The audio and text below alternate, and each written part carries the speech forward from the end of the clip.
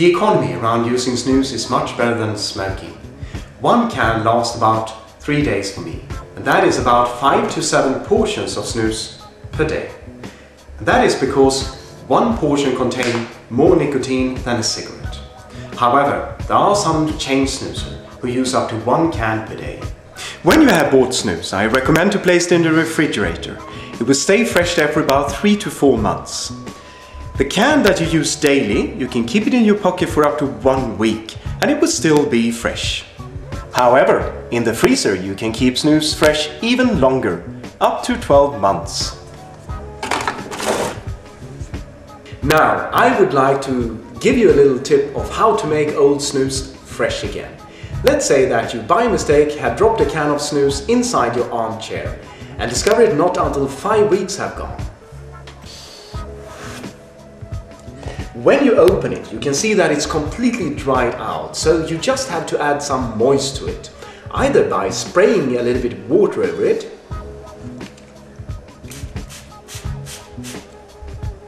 and then you placed it in the refrigerator for about 48 hours. Or you can place a piece of apple inside the can.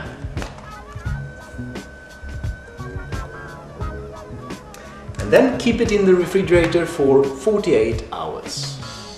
On the bottom of the can has an expiration date, 16th of July 2008. I would like to share some interesting facts about using snus and your health, compared with other tobacco-related products. I found this information on different tobacco organization sites on the internet. And the first one to show is Swedish snus is regulated as a food product by the Swedish National Food Administration.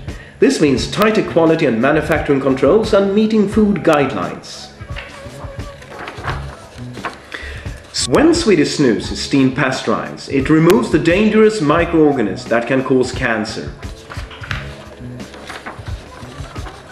Nicotine doesn't harm you.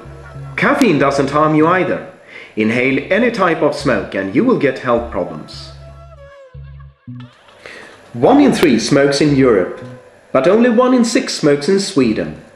Sweden has the largest number of users of smokeless tobacco in Europe, around 11% of the population, but the lowest rate of tobacco-related diseases in Europe. Expert claims this is because of the Swedish snus. British medical journal, The Lancet 2007, study on 280,000 Swedish construction workers from 1978 until 1992 and found that smokers were at least 10 times more likely to get lung cancer than snus users. This bar chart shows number of deaths per 100,000 people from lung cancer and oral cavity cancer in different countries. The white bar is lung cancer for male and the grey one for women. The darker grey bar shows oral cavity cancer for men and the black one for women.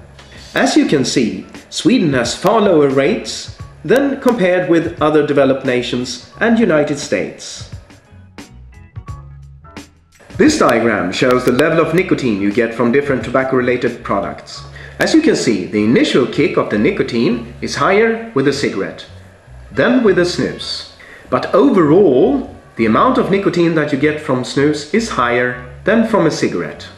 And the lower chart here show nicotine gum. It's far less nicotine that you get from nicotine gum than from snus. You can increase the taste of the snus by pressing a bit with the lip on the snus like this.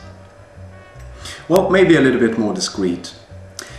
If you start to lose the nicotine buzz with the snus that we're using, I would recommend to try a stronger snus.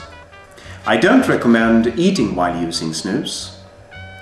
Before, using snus was considered a typical man thing, but things have changed now. Actually, the percentage of women using snus is growing more rapidly than for men. So, watch my third video where I will show you different situations where you can use snus but not smoking.